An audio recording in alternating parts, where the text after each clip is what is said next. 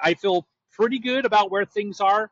I will tell you, though, as I posted earlier today, this is probably something we're going to take it on the chin regardless as conservatives and Republicans. That is, if Trump wins in decisive fashion or even in short fashion, the Democrats will do everything they can to keep him from Inauguration Day.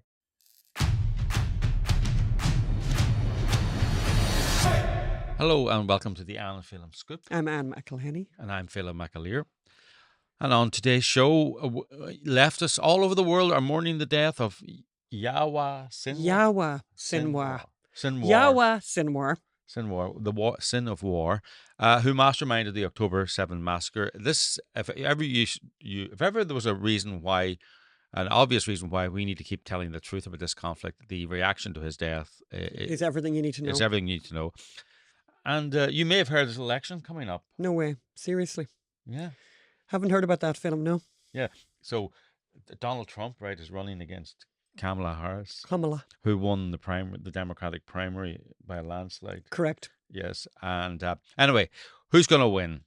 We're going to talk to our numbers guy, Justin Hart, who got everything right about the COVID numbers. And now he's deep diving into the Trump versus Kamala numbers. So we're going to see where things stand with the vote. And California cuts its nose off to spite its face by denying profitable business from Elon Musk because of his politics. Of course. And Hillary, wherefore art thou Hillary? Go woke, go broke applies to the theatre. Of course it does. As Hillary loses another popular vote as Broadway audiences refuse to go and see her worthy show. I like that popular vote. Very good film. Very smart. You like that? I do. Yeah. Well, it is the ultimate, are people prepared to pay, you can pay $800 for a ticket. Even a cheap ticket. Even a cheap ticket in Broadway is $150. Yeah.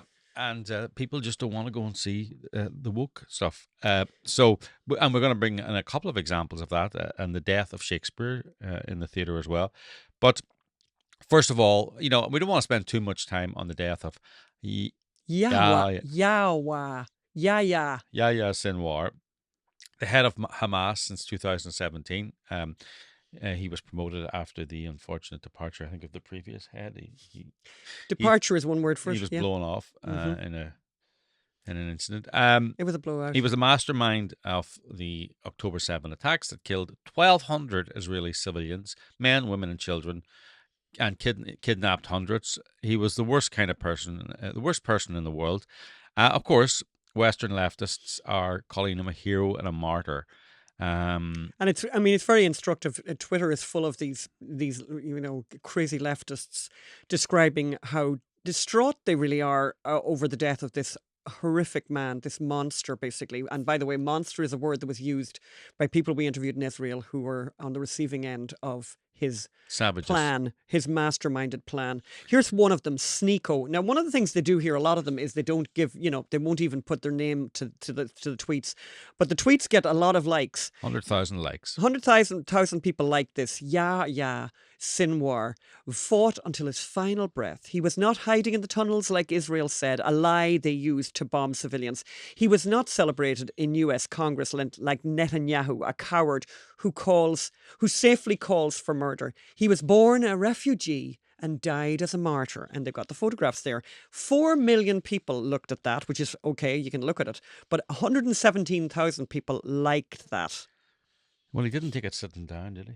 Oh, that's very good film. Bum, bum. Look at you for the humour. So those same people try to spin Sinwar's last act, which was throwing a stick at an Israeli drone. What's that phrase? Which one? Throw a stick at it? Was it? No. There's a phrase. Anyway, and it was the most noble resistance. This tweet has 200,000 likes. Israel made the mistake of publishing footage of Yahya Sinwar's last moments wearing a kafefe, which we'll come back to, by the way. Wearing a kafefe, which is wearing a kafefe has had quite a role in his life, actually. Oh, I know, indeed. And severely injured. He threw a stick at the drone filming him. A final act of defiance against the Zionist occupation. In his death, he became a legend. Yes. I don't think so. I'm not so sure about that. I think they're trying to make a Che Guevara out of him. Actually, he's a lot in common with Che Guevara, because Che Guevara took great joy in killing gay people as well. By the way, that last tweet was by a guy called Dan Cohen, who at least puts his name to his tweets. But another tweet suppressed news, according to themselves.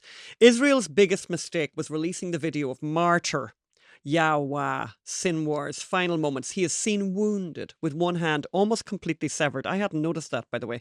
Fighting until the end with a stick. Out of arrogance, they unintentionally created an eternal legend. I don't think so. I don't think so at all. But No. about 582,000 people liked that tweet. Yeah, and Almost then, 500,000. And then, just to show we're not, we're going to reveal Ireland's role in all this. Lasser Darg, which is an Irish Twitter account, Lasser Darg is saddened to hear of the murder of Yahya Sinwar, a revolutionary who masterminded one of the greatest acts of resistance that's been seen in the 21st century. So the rape of women, the murder of children, the murder of women, the murder of civilians, non-combatants. And the kidnapping. And the kidnapping and holding these people, including two small children, for over a year. And this is who he was. And the slaughter of people going to a dance festival is one of the greatest acts of resistance of the 21st century.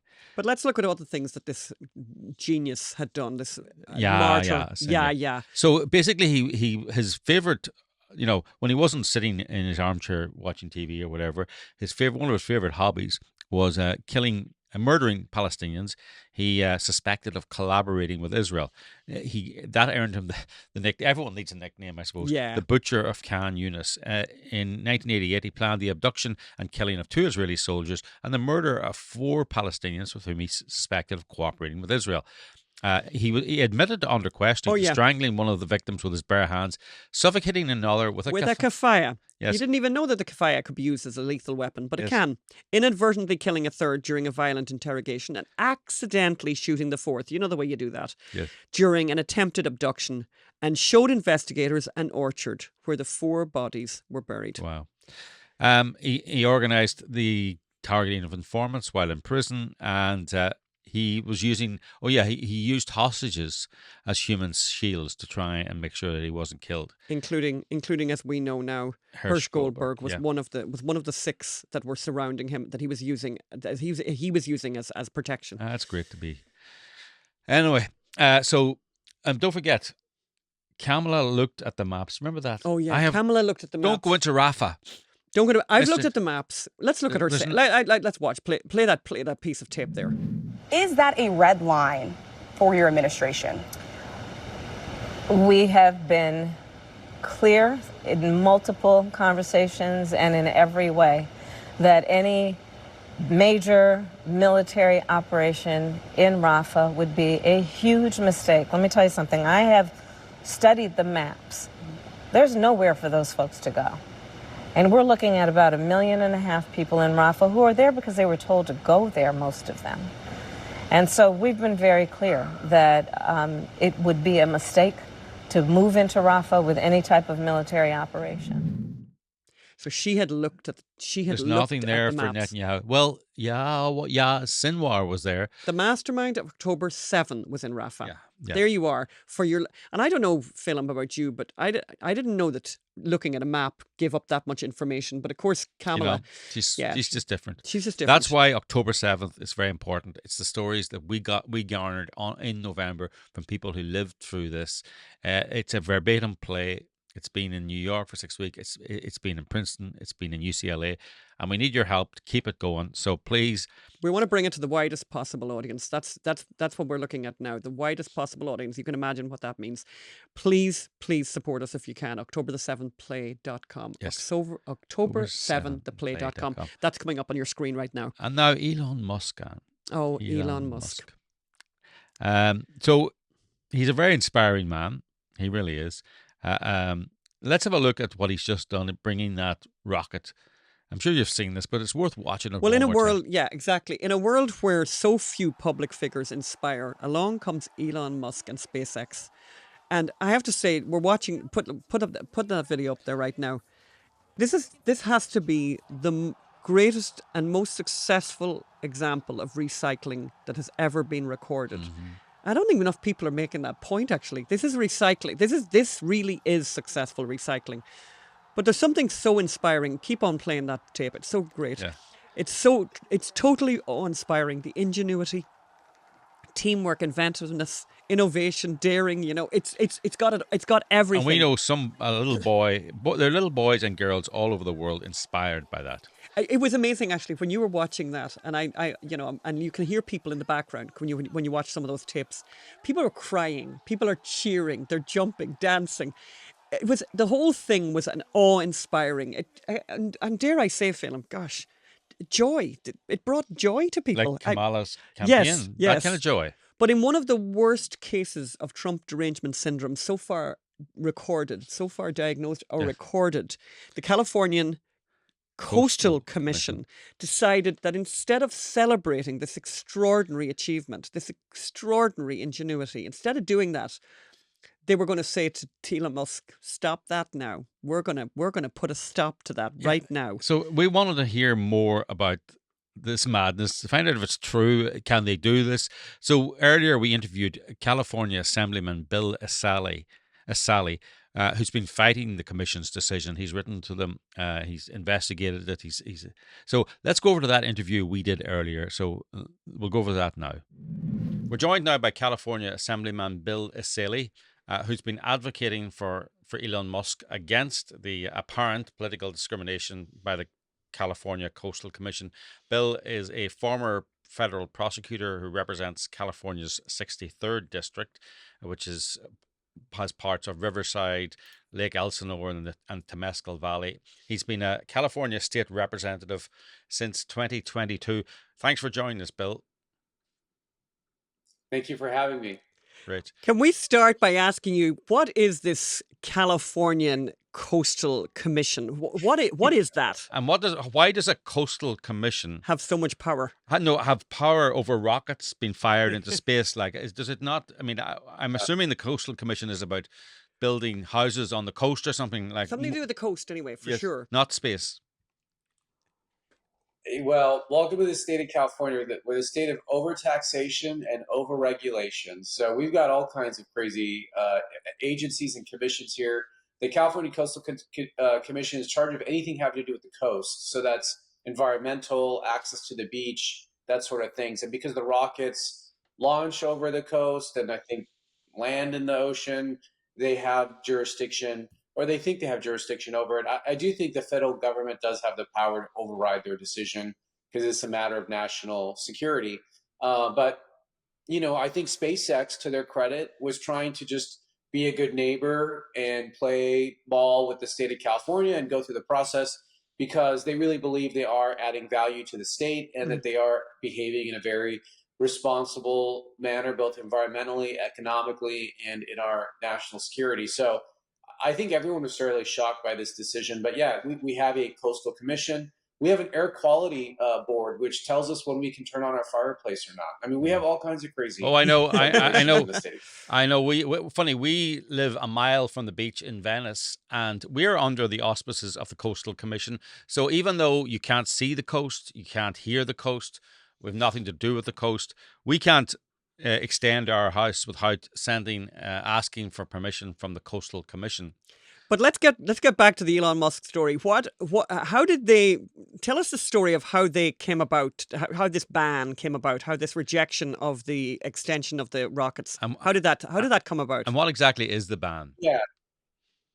Well, I don't know if the ban's the right word, but they submitted an application. SpaceX submitted an application. They wanted to, I believe, double the number of rocket launches they were sending out of Vandenberg base here in California. Because SpaceX has been tremendously successful. Their rockets are, impressive. They've been wildly successful, and they're getting more work, business missions from the government now. And they wanted to get permission to do more rocket launches from California. So there's still going to be SpaceX rocket launches, but not as many as there could be. So they submitted this application. They went through, my understanding, a very long and thorough vetting process. They worked with the commissioners and their staff. And then I was surprised to hear just over the weekend that Governor Newsom was even involved and was supportive of the application, which just shows you how far left these commissioners are, even from Newsom. So just put that in perspective. Yeah. So Newsom was on record this weekend that he was in favor of granting the application.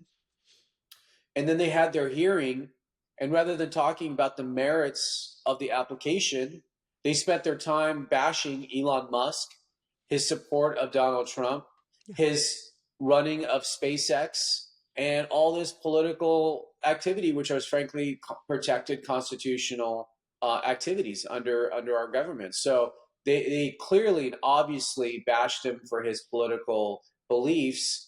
And it wouldn't have been a problem, by the way, if he was supporting Kamala, right? If he was supporting Kamala, they wouldn't care. They would have actually rubber stamped that thing and put it through. But because he had the wrong political beliefs, he wasn't thinking right.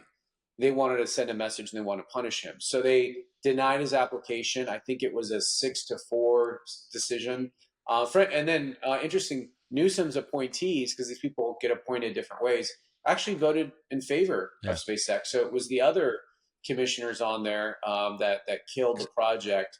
And now we're seeing the consequences of that, right? So we can talk more about that, but that's essentially my understanding of what happened. Just remind people what the commissioner said. Elon Musk is hopping around the country, spewing and tweeting political falsehoods and attacking FEMA. The crime of attacking FEMA, imagine, while claiming his desire is to help the hurricane victims with free Starlink access to the internet. Commissioner Gretchen Newsom, who's no relative, said, and then the chairman of the chair, Carol Hart, said, I appreciate the work of Space Force, but we're dealing with a company, the head of which is the crime of aggressively injecting himself into the presidential race, and he's managed the company. But I love this, aggressively inject. So this is obviously sort of criminal activity, by the way. Injecting yourself into a I thought we were all meant to inject ourselves into politics so that we, I thought that was the whole idea of voting, by the way, right? And all these, get out the vote campaigns. But maybe you're not allowed to aggressively inject yourself into politics, Phelim. That's probably the difference. Yeah. But you can't inject the wrong way, right? So if you inject or the Harris campaign, you're fine. And that's how out of touch these people are. By the way, when President Trump was the executive, they had no problem being critical of the government and attacking any agency that he had anything to do with. But when a Democrat's in control, if you criticize the government, somehow you're a threat to government. Yeah. You're a threat to but this isn't the only biggest problems. But this isn't the only madness, that we've seen in relation to SpaceX. I mean, they and injecting sounds kind of violent and unnecessarily violent. But it's not the only bit of madness that we've had, because also the government asked SpaceX, and I don't know if you know this story. They forced SpaceX to kidnap seals and then force them to bombard these seals with loud noises, as some kind of a test of whether or not the rockets could be safely launched, right? Did you see that picture of the poor seal? I saw the poor seal strapped to the board with headphones. It looked to me that the experiment was causing more stress than anything SpaceX was doing out there. No, I mean, this is it. They're eating the dogs, they're eating the cats, and now they're bombarding the seals. I mean, what a government. Yes. That's a little joke there.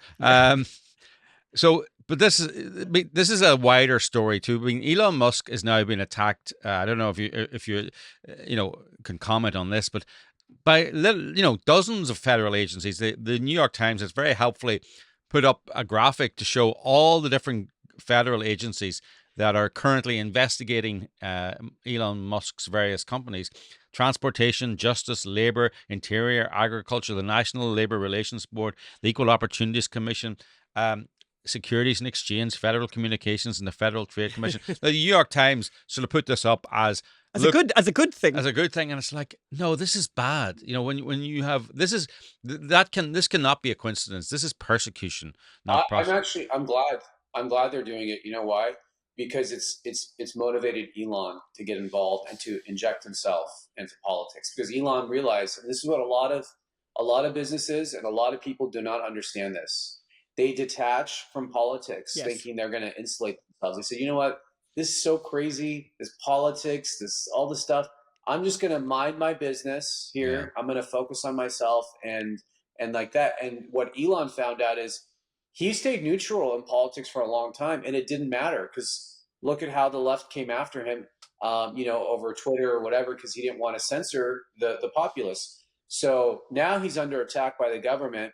Rather than cowering, right, and giving in, he's doubled down, Yeah. and now he's all in. He said this is a must-win election for him. Yeah. So he's now all in. He's given out $1 million a day to voters in Pennsylvania to sign up for his petition and get registered to vote.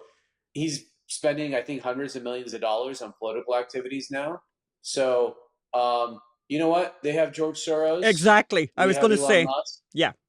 I'll take Elon Musk, and I'm glad they did what they did because I think it pushed Elon Musk further into Trump's camp, and that's what these people don't understand. That what you attack is only going to get stronger sometimes. So keep doing it. So you've sent a letter to the commission asking them to reconsider it. What do you think your chances are? I mean, will they reconsider? Can this be overturned? Well, it's in the courts now, so I think that the federal court's going to have the biggest say in what happens next. Elon Musk filed a lawsuit in the Central District of California, so that's going to go through that process. I sent a letter, obviously very critical of the commission, highlighting how dangerous and out of step their decision was, but I also submitted what's called a Public Record Act request. So under state law, they are required to comply and hand over public records when requested. And I asked for specific communications dealing with Elon Musk and SpaceX. So we'll see if they comply or not. If they don't comply, that could potentially be another lawsuit against the commission for violating state law. So we'll just have to wait and see how they respond. Yeah.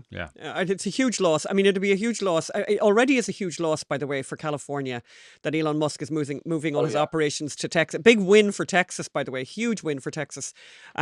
Extraordinary. I mean, what an incredible loss. And we were talking earlier. I mean, that video. I mean, for me, it's a huge thing that video of the rocket, being returning to base and being captured in what has to be the greatest feat of recycling ever recorded on the planet, and yet isn't being celebrated in the way that it should be. Yeah, no, I mean people don't understand what Elon Musk has done. He came to the government. He said, "I can do rocket launches better and save the government money." Nobody does that in government. I'm telling you, I'm in government. No one ever comes to us and says, "I can do this better for less." They come to us and they say, "Oh, we can do this, but we're going to need more money." Yeah. It's always we need more money. And for the first time, this guy did a rocket that was reusable, and it's going to save the government billions and billions of dollars. And now he's the number one, rocket launcher there, and it just shows you what can be done. That's why I love the free market. And he wants to do the same to broadband and internet, and they don't want to let him. Yeah. Just because they hate him. I mean, we could have internet in every rural community right now in the United States if they would just let him distribute his his Starlink. Yeah, unbelievable. Well, listen, we're very, very grateful for your time today, Bill. It was marvellous, and I can't imagine your position difficult being a conservative in California, for sure. But we're very grateful for your voice of reason and rationality in this madness. Thanks, Bill. Thank you so much. Someone's got to do it. And if people want to follow us or learn more, you can go to our website, fightsacramento.com. Oh, please, just repeat that website for us again, please. We're on all the social medias at Bill Assaili, and then you go to my website at fightsacramento.com. Someone's got to fight that place. So. And remind people how to spell your name there for Bill Assaili. Yeah, it's Essayyli. Okay. Okay, Bill. Well, thanks for coming on. Thank you hope very to much, talk to Bill. you soon again. Thank you.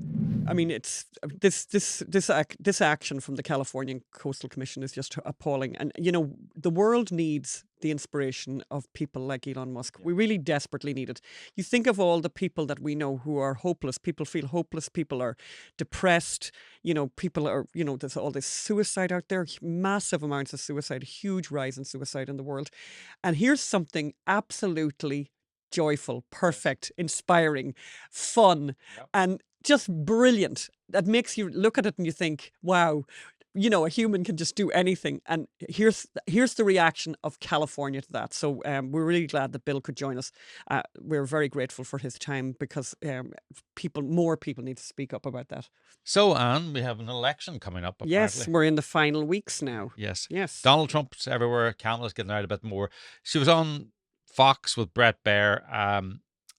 Now, the general consensus is that Brett Baer eviscerated her and decimated her and all those Definitely other words. definitely not what we saw. Not what we saw. No, she filibustered him. He didn't nail her. My analysis was that he was being really polite, that he wanted everyone to say afterwards that he was really polite. And that wasn't his job to be really polite. This is politics, by the way. She wants to have the most powerful job on the planet Earth. So, get a few hard questions wouldn't have gone astray.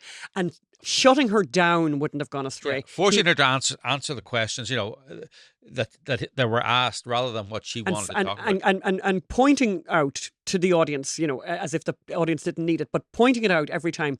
You have again not answered my question. Yes. Again, you haven't answered my question. Please This is answer very the simple. I'm asking you about the last 4 years. Why are you talking about 10 years? Yes. We are talking about 4 years. You have been in office. You have been in power for the last 3.5 years. To me, what have you done? Tell us what you've done. And he didn't do it. That was the weirdest thing. He'd ask about the last 4 years. He says, Donald Trump has been running for office for 10 years. And I'm going like, yeah, but running for office, you have no power. And by the way, in that 10 years, Obama was president for 2 years. Joe Biden was president for 4 years. So 6 out of those 10 Democrats were in power. And this is complete madness. But I love this. There was despite the fact that we certainly did not think it was in any way a successful interview for Brett Baer, very successful for Kamala Harris. But there was a couple of moments where he did kind of shine, and I think this is one of them that we kind of liked. We'll play that video now. Let's watch that. More than 70% of people tell the country is on the wrong track. They say the country is on the wrong track. If it's on the wrong track, that track follows 3.5 years of you being vice president and President Biden being president. That is what they're saying, 79% of them. Why are they saying that? If you're turning the page, you've been in office for 3.5 years. And Donald Trump has been running for office. But you've been the person holding the office. Come on. Madam You Vice and I President. both know what I'm talking about. You and I both know what I'm talking about. I actually don't. What are you talking about? What I'm talking about is that over the last decade, But you're people the have lever of become. power. But listen, over the last decade, it is clear to me, and certainly the Republicans who are on stage with me. Then we had, obviously Trump at the weekend there had his McDonald's shift. That's very good. It's yes. very charming. It's nice to see charming things. Yes. And of course it's shameless. Politicking. It's shameless politicking, but you know what? I love it, Yes. and it's kind of fun. It was fun. It was light. Yes. Hearted and It was joy, and there was and I thought joy was meant to be something we're all about, Yes. And also Donald Trump obviously went to the Al Smith dinner, which of course Kamala did not go to, and he was very funny and had a couple of very good jokes. I don't know who wrote the jokes for him, probably Greg Gutfield. But now let's get serious. Let's find out who's going to win the election, Anne. Not quite, but let's get to go to Justin Hart, who knows more about numbers than the numbers guy. Than most of us have forgotten. So let's go over to that interview that we just did before we came on air. We're joined now by our old friend Justin Hart, who has had more than 25 years of experience with Fortune 500 companies, worked with presidential campaigns. We first really came across him when he did rationalground.com, which analysed and told the truth about COVID-19 cases across the country during the pandemic. As such, he was a frequent guest on our Daily Virus podcast. And, anyone who tells the truth about COVID is always welcome on our show. Yes. And he was so good at crunching the numbers on COVID. He's now crunching the numbers on the election on his Substack. So this is the person you want to listen to. So welcome to the show, Justin. Oh, thanks, you guys. It's great to be with you again. I'm so glad to be here in the final days of sunsetting of this crazy election that's upon us right now. Yes. Well, yes. we're very glad you're here. So you've analysed the voter registration numbers and seen some, positive numbers. I think for Conservatives, for Republicans. Can you tell us what you've noticed? Well, it's important that your listeners have the full context of what it means historically for Republicans versus Democrats. Historically, Democrats have always outnumbered Republicans by about 3 to 4 to 5 percentage points, and that's going back to FDR. That is, when you look over nationally, the people that register and identify themselves as a party Democrat and Republican. And so when you see, for example, what happened over the last few quarters, the last few months, is that the parties have become parity. The Gallup poll, which has tracked this historically since 2004, has it as its closest race in a very, very long time, leading up to a presidential month here. And so that's important to know as context that we've always counted on the independent vote to get us over the hump, right? So in 2008, for example, President Obama, he was able to garner up some what they call low propensity voters, voters who typically don't come out and vote. And they came out in droves for him. Now, in 2012, that number was a lot lower, but it was enough to get over the hump and beat Mitt Romney. Now, historically, I was on the Romney campaign and we saw those numbers, that it was a very, very tight race. I think in the end, it was something like 76,000 votes across 5 different states to decide that election. In 2016, we saw a similar thing happen where we had a propensity of votes that weren't counted, especially in this Midwest region, Wisconsin, Michigan, Pennsylvania, that came out for Donald Trump. And in 2020, that flipped again, right? And of course, you had all these issues with COVID. And the issues with COVID were actually, ironically, of Trump's making. He had given a grant of about $400 million under the CARES Act for different states so they could revamp their entire infrastructure for voting. So here in California, for example, that meant international, national, or universal voting from home, right? So every one of us gets here a ballot now in our mail that we can then put up. Now, that causes some issues as far as potential for fraud, but more importantly, it increases the accessibility to voting absentee, voting and pre-voting before the actual election, and that has always been the harbinger of advantage for the Democrats. So now let's fast forward to 2024. What we're seeing in several states is that there are some states that still have those COVID rules in place. Here in California, they finally went to the legislature. It was illegal for Governor Newsom to do it back in 2020, but he got approval from the legislature now to do it. So it's water under the bridge. We all get our universal ballots. In Pennsylvania, they rolled back the statutes a little bit, but there was a lot of early voting going on in these early states. And what we're seeing right now is that the Democrats are increasing their lead, or increasing their, the voter turnouts here 16 days out from where they were in 2022 and where they were especially in 2020. So I say that again. So 16 days out from the vote, Democrats are increasing registrations or votes? The actual returns of those ballots, the early voting registration. Pennsylvania is one of the few states that actually tracks not only the party registration, but they also track the party switching too for registrations. But now they track down to the number of ballots that are returned that were requested from the Republican and from the Democratic parties. Okay. And so what we find is the Democrats are doing better, but the Republicans are doing even better than they were in previous years. In Pennsylvania. In Pennsylvania. Sorry, I don't understand the distinction there. So you're saying Democrats are doing even better than last year, or even better than Republicans, and Republicans are doing better than what? Well, look, Democrats will always outnumber Republicans when it comes to the early voting. So, for example, in 2022, where Dr. Oz lost to Fetterman, right, and we now have Senator Fetterman, on the day of the election, about 1.2 million Republicans pulled the lever for, 1.7 million Republicans pulled the lever for Dr. Oz, and only 1.2 million on the day of the election pulled the lever for Fetterman. So why did Fetterman win? He had all the early votes, about 900,000 of them, and that got him over the hump. So what we should absolutely anticipate that the early votes coming in are going to favor the Democrats regardless. But the margins now are much tighter.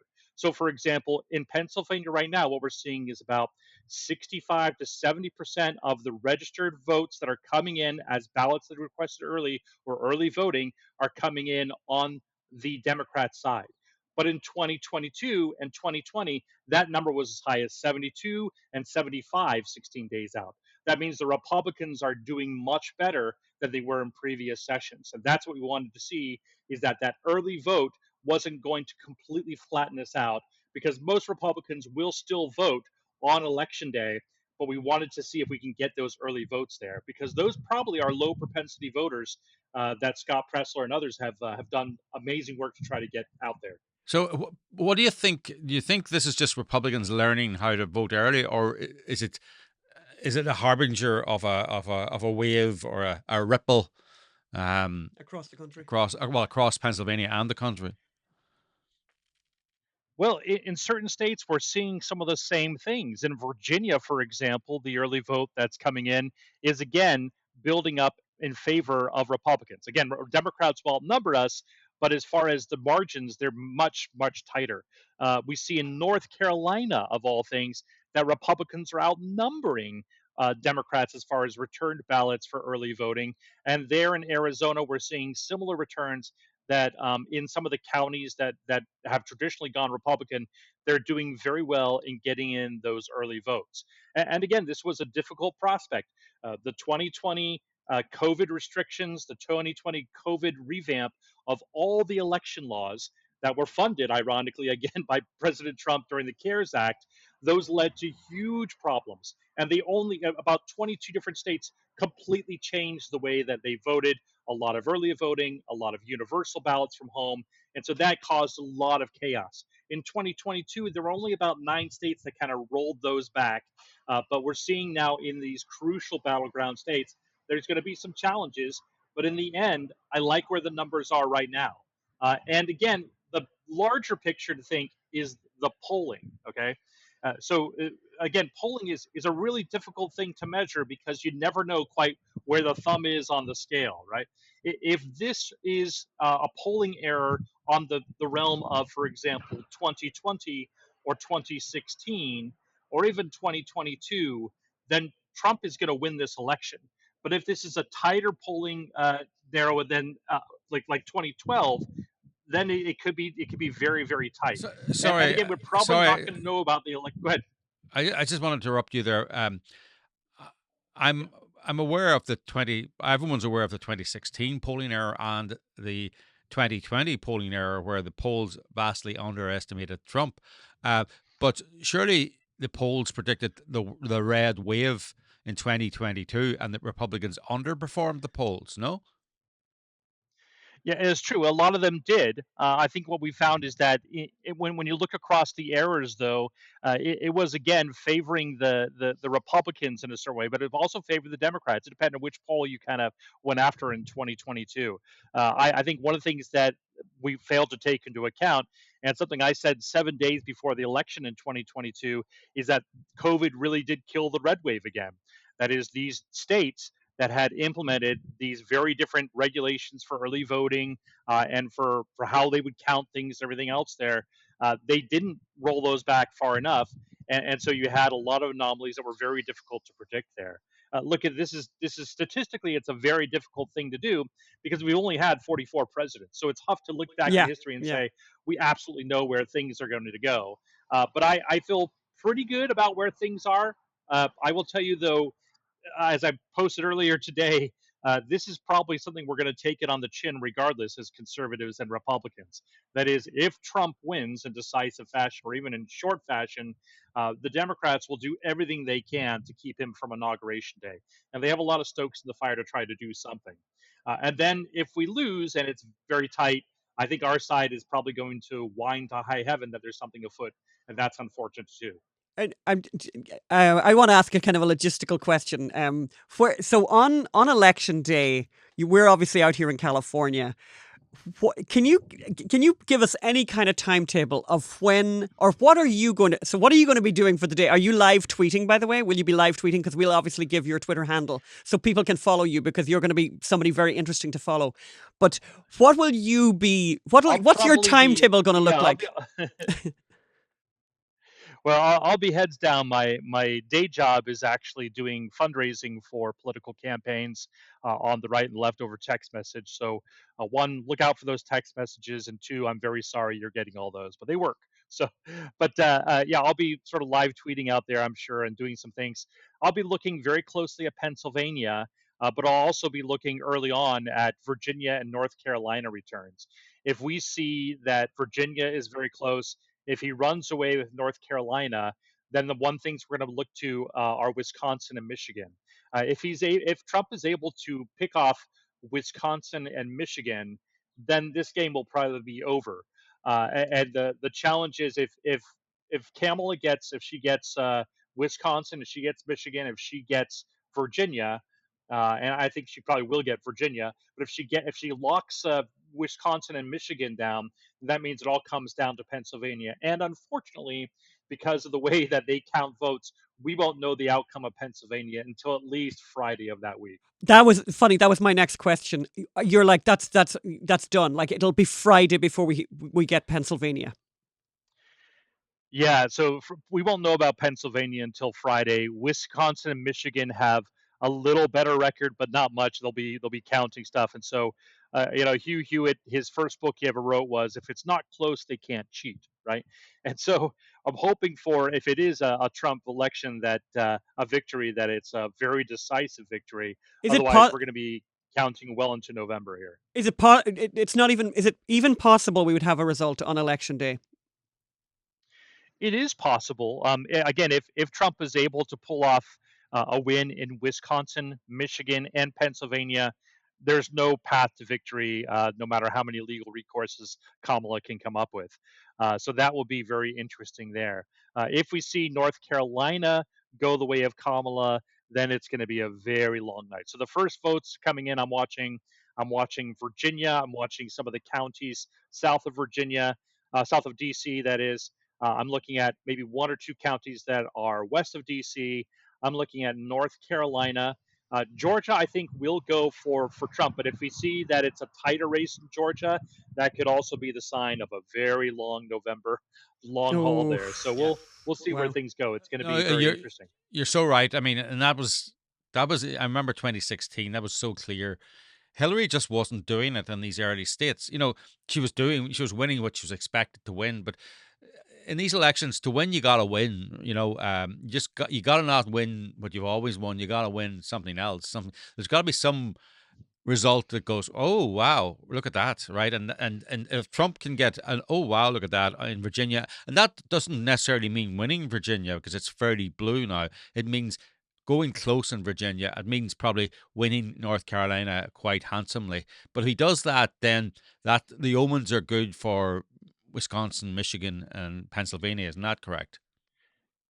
I think so. And my prediction for the last 6 months have been Trump will do very well in this election. But unfortunately, my take is that they will never let him have a second term. Wow. And I don't know who they are, but I just feel strongly there's going to be some type of headwinds before we get to that infamous day in January. I was reading your Substack. I mean, just tell people, what do you think? How do you think they'll stop him being inaugurated if he wins? Well, there are a lot of stokes in the fire as far as what Jack Smith has. Obviously, there would be constitutional questions, but it's not explicit. They will find some favorable judge who will do X, Y, and Z, and then it may come down to the Supreme Court, in which case I think he has a good chance of overcoming it. But at the same time, the type of pushback, abhorrence, and even probably violence that institutes on that side could be really, really bad in the days leading up to the inauguration. If you recall, in 2016, when he had the inauguration, there was violence all over DC. I was living down in DC at the time, or living in that area, and there were Starbucks windows crashed, there were limos set on fire, and it wasn't a January 6th thing, but fortunately, but at the same time, I could see something like that happening. We just don't know, and there's so much perturbance, there's so much anxiety, there's so much angst on both sides of the aisle here that they're not going to let go of power very easily here either way. Well, that's really helpful. But also it's nerve wracking. What you're saying. I mean, there's so much at stake in this election. It's extraordinary. But we're very grateful for your analysis. And your analysis is keep an eye on Virginia and North Carolina and Michigan. And then Wisconsin and Michigan. But the early read the runes from North Carolina and Virginia. Justin, tell us where people can find you on social media and your Substack. Yeah, on Twitter or on X, you can find me Justin_Hart, and then my Substack is covidreason.substack.com. You can find us there, and we'll be doing a lot of different different publications. I got some tools and charts, and we'll be throwing that out there for people to take a look at. Fantastic. Well, we really appreciate it. Thanks so much, Justin. Thanks. Thanks, you guys. All right, we'll talk to you soon. So there you go. Just to repeat myself. It's a bit scary, to be honest. I think it's all a bit. Yeah, it's a little bit scary what he just said. Well, but we're hoping for the best and praying for the best, and a peaceful election. Yeah. And anyway, let's hope for the best. Yeah. So I just wanted to end on a bit of arts coverage. Yeah. Look at you, Phelim. So. What's been happening? What's been happening in the theatre world? Well, Hillary has lost another popular vote. Oh. Her musical. She's produced a musical. Did you know that? Look at her. She can do anything. And it was awarded a Tony, right? Which is says nothing. It's called Suffs, and it's about the suffragette movement. My God, and as the New York Times says, the themes resonate with Kamala Harris's campaign. So not surprisingly, it's closing early because it wasn't selling tickets. Sorry, can I just stop for a minute? It's a musical about the suffragettes is resonating with the Kamala Harris campaign. Why? Because women don't have the vote, is it? Would that be it? Or explain that one to me now. How would the suffragettes? Yes, women and women. First women. Yeah, but but there's loads of first women, by the way, that no one wants to celebrate at all. Like Margaret Thatcher, who was a woman, but no one ever wants to point that out. The UK has had so many women prime ministers. I'm bored. Bet you actually, it's had so many women prime ministers now. People would forget. Oh yeah, totally. And if you ask British people to say, name me all the women prime ministers we've had, and they wouldn't get. They'd be going this one, that one. I think there's been 3, but I could be wrong. There's been people of color in the UK. I mean, it's such a fake milestone. Anyway, back to the musical. So, Tell us about the musical. Oh, it was about the suffragettes. It's closing. That's all you really need to know. Go woke, go broke. But then. There's all these stories in the New York Times, and they don't put 2 and 2 together. The leader of the York Theatre Company, which is which is known for its emphasis on musical theatre. Lovely, right? We love that. So it's musical theatre. Lovely. Noel Coward, etc. So some staff members said there's not enough people of color coming to our performances. Can you force them to go? Okay, sorry, Phil. Just continue. There aren't enough people of color coming. Okay. Yes, right. And pay them to go. By the way. As the New York Times even admits, it's a niche company, right? It's an annual budget of $2.2 million, right? Now in the theater, that is tiny. That is tiny. We unfortunately know. The guy was paid a salary of $95,000. Which guy? The guy who had to leave. He's been with the company for 50 years, and after 50 years, he was paid a salary of $95,000 in New York. Okay, so that wouldn't cover his coffee rent. bill. That's right. Yeah, and he resigned. So what happened was, so they were complaining not enough people of color were coming to the shows, and he wrote back. He's said in a meeting apparently, I want you to find anyone who would like this except this audience. Right, so the audience who goes to musical theater, niche musical theater in New York, Noel Coward, they're all white, they're all probably elderly, they're all, as Orson Bean says, they're all probably gay. Remember Orson Bean, our great friend, who's coming to your play, gays, and he said that he didn't even go into that kind of detail, and Jerry McIntyre and a couple of other members of staff said that struck me immediately as racist, and therefore he had to resign. And it's like, there are many problems in the black community, right? But being excluded from Noel Coward shows is not one of them. And not excluded though. Yes, or not excluded. Not caring about it. Not going to a musical theatre is not a massive problem among the black community, I don't think. Especially when you've got a $2.2 million budget. Like, you don't have money for marketing you only have money to market to the audience you have. You don't have money to market to new audiences. Yeah. You don't have time. You don't have the bandwidth or the reserves to experiment. Yep. You have to go with what you've been always doing with that budget. That's called theatrical suicide. Yeah. But go woke, go broke. Then that actually brought me on then to the next story, which is it's an opinion piece in the New York Times, and it's really funny. The New York Times runs all these stories, and they don't draw them, they don't connect them.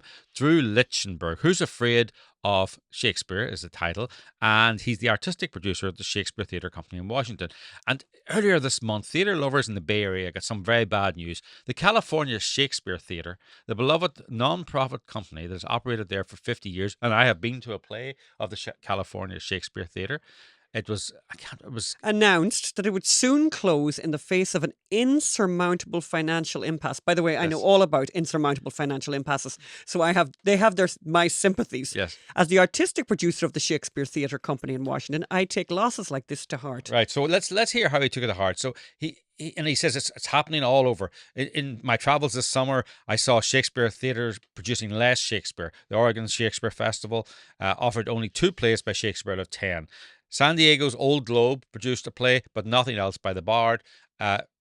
Chicago Shakespeare Theatre is self-producing only 1 play by Shakespeare out of 9. So it goes on, and all these places that are not produced, all these Shakespeare places that are not producing Shakespeare. Further north, the 37-year-old Hudson Valley Shakespeare Festival mounted 3 productions last summer, notably, for the first time, no works by Shakespeare, which is a bit odd for the Shakespeare Festival. Mm-hmm. Why might Shakespeare theatres be running away from festivals? And he says, they're expensive, and all this, and COVID, and Agatha, there's more reliable box office attractions.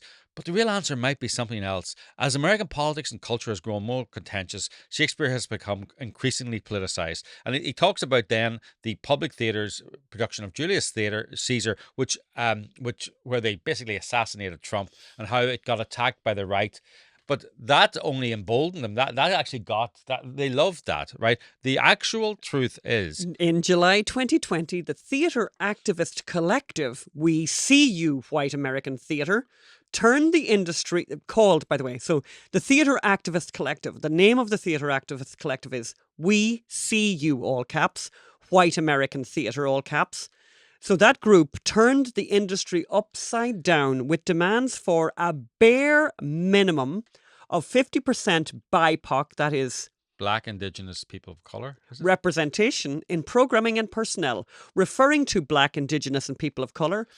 Though Shakespeare's name went unmentioned, his work remained the white male European elephant in the room. Yeah. So, but for Othello, So woke demands have made it impossible to put Shakespeare on. Now, Drew doesn't also mention, but it's true. You can now study English. Remember, we did this story at UCLA without studying any work from Shakespeare. So people aren't learning about Shakespeare, aren't appreciating Shakespeare, and it's so reductive. It's so reductive. I mean, every time, and I recommend people. I mean, it's very nice to read from some of the comments people are reading Middlemarch now because of what I said about Middlemarch. But honestly, read Shakespeare. Shakespeare knows everything about everything that ever happened to anyone in human experience ever. He knew everything. Everything. And it's like a miracle. It's literally like some kind of, it's his work, his art. It's like some kind of miracle. Yeah. And you will find in the pages of Shakespeare every possible emotion, every possible human experience is there. Yes, and you'll find quotes that reflect your friend group, your family, everything that's ever been thought of. So it's a huge loss for the community. For students as well. It's a huge loss for everyone. It's a huge loss, and you're killing yourself. You're destroying yourself, and that theater.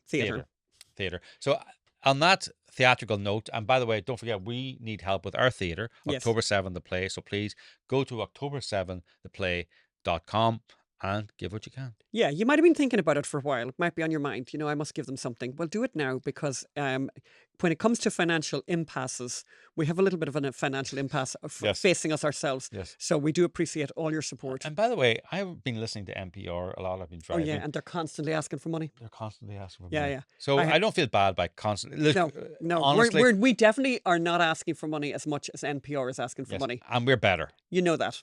Yes, and we are at a financial impasse. Yes. So thank you very much, and see you next week. Bye. Bye.